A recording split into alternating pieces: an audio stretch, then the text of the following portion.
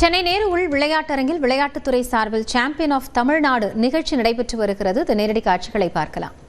அவங்க ஒரு தனி மகிழ்ச்சியில் இருப்பாங்க. அந்த மகிழ்ச்சியோட வரும்போது முதலமைச்சர் சொன்ன விஷயம் வந்து அவங்க ஸ்போர்ட்ஸ் பர்சன் வந்தோடனே அவங்களுக்கான ஹை கேஷ் இன்சென்டிவ் உடனே கொடுக்கணும் அப்படிங்கிறது தான். அதனால தான் எங்களோட எஃபர்ட்ல இந்த மாதிரி நிறைய என்கரேஜ் பண்ணி இப்போ நிறைய ஸ்போர்ட்ஸ் பர்சன் வந்திருக்காங்க. உங்களை மாதிரி நிறைய ஸ்போர்ட்ஸ் பர்சன் எங்கிட்ட சொல்றது மற்ற ஸ்டேட்லலாம் இந்த மாதிரி ஹை கேஷ் இன்சென்டிவ் கொடுக்கறது இல்லை, நாங்கள்லாம் உங்கள் ஸ்டேட்டுக்கு வந்துடலாமா அப்படின்னு கூட சில ஸ்போர்ட்ஸ் பர்சன் கேட்குறாங்கன்னு சொன்னோம். இதெல்லாமே வந்து நாங்கள் என்னதான் உங்களுக்கு இன்சென்டிவ் கொடுத்தாலும் போய் சாதிச்சுட்டு வர்றது நீங்கள் தான். அதற்கு நீங்கள் வரும்போது எவ்வளோ சந்தோஷத்தில் வரீங்களோ அந்த உங்களை ரிசீவ் பண்ணும் போதும் அந்த சந்தோஷம் இன்னும் அதிகமாகணுங்கிறதுனால தான் முதலமைச்சர் வந்து இம்மீடியட்டாக ஹை கேஷ் இன்சென்டிவ்ஸ் வந்து உடனே கொடுக்குறோம். ரொம்ப நன்றி அண்ணா. ஆக்சுவலி நீங்க வந்ததுக்கு அப்புறம் தான் எங்களோட ஸ்போர்ட்ஸ்க்கே ஹை கேஷ் இன்சென்டிவ் வந்துச்சு. அதுக்கு நான் ரொம்ப எங்களோட ஸ்போர்ட்ஸ் சார்பாகவும் நான் என்னோட நன்றியை தெரிவிச்சுக்கிறேன். ரொம்ப நன்றி அண்ணா. எனக்கு ஒரு கேள்வி இருக்கு சார்.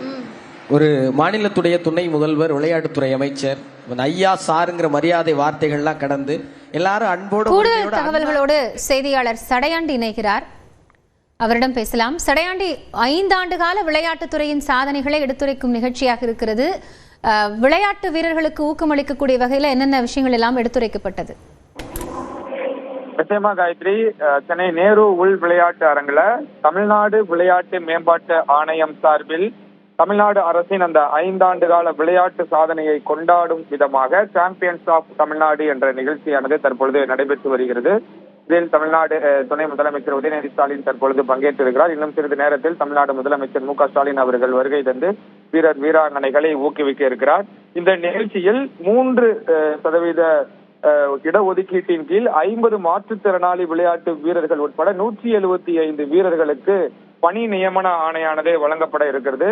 அது மட்டுமல்லாமல் ஏற்கனவே தேசிய அளவில் சர்வதேச அளவில் சாதித்த 1172 விளையாட்டு வீரர் வீராங்கனைகளுக்கு உயரிய ஊக்கத்தொகை வழங்கும் நிகழ்ச்சியில் 33.5 கோடி ரூபாய் ஊக்கத்தொகையானது வழங்கப்பட இருக்கிறது. அது மட்டுமல்லாமல் ஏற்கனவே சட்டமன்றத்தில் விளையாட்டு நகரம் அமைப்பதற்கான முயற்சி மேற்கொள்ளப்படும் என ஏற்கனவே அறிவிக்கப்பட்டிருந்தது. அதன் முதல் கட்டமாக 261 கோடி ரூபாய் மதிப்பீட்டில் அடிக்கல் நாட்டும் நிகழ்ச்சியும் நடைபெற இருக்கிறது. கிட்டத்தட்ட ஒரு 100க்கும் மேற்பட்ட வீரர் வீராங்கனைகள் பங்கேற்றிருக்கிறார்கள். தமிழ்நாடு விளையாட்டு மேம்பாட்டு ஆணையத்தில் விளையாட்டு விடுதியில் பயிற்சி மேற்கொள்ளக்கூடிய பல்வேறு விளையாட்டு வீரர்கள் இதில் பங்கேற்றிருக்கிறார்கள். ஏற்கனவே சாதித்த விளையாட்டு வீரர்கள் தங்களுடைய அனுபவங்களையும் தங்களுடைய விளையாட்டில் இந்த அளவுக்கு சாதனை பண்ணுவதற்கு உறுதுணையாக இருந்ததை தற்பொழுது எடுத்துரைத்து வரக்கூடிய காட்சிகளையும் நம்மால் இங்கு பார்க்க முடிகிறது.